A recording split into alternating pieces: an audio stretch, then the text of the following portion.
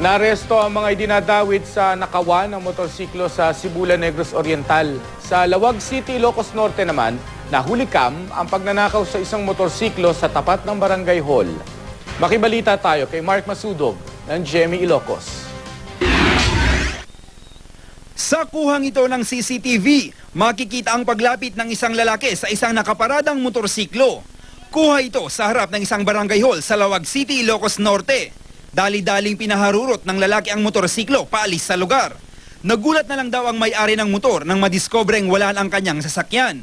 Aminado naman ang barangay officials na hindi ito ang unang insidente ng carnapping sa kanilang lugar. Actually, parts ti lugan, ti kang runaan nga mapupukaw, then vehicles. Inaalam na ngayon ang pagkakakilanlan ng tumangay sa sasakyan.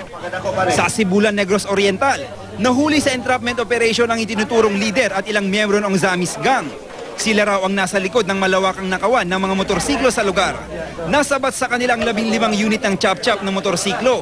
Itinanggi naman ng isa sa mga naaresto na sangkot sila sa carnapping. Bumibili lang daw sila ng mga nakaw na nasasakyan para maibenta ang mga piyesa nito. Di naman po dako tingali mo ikapamalit o mga kinawat ng motor. Kaya ka na dyan sa dagan mo po mamalit. Sa ilalim ng anti-fencing law, ipinagbabawal ang pagbili o pagbebenta ng mga nakaw na gamit. Pwedeng pagmultahin o makulong ang sinumang mahuling lumalabag. Depende sa halaga ng binili o binentang ari-arian. Mark Masudog, Nagbabalita, Pilipinas.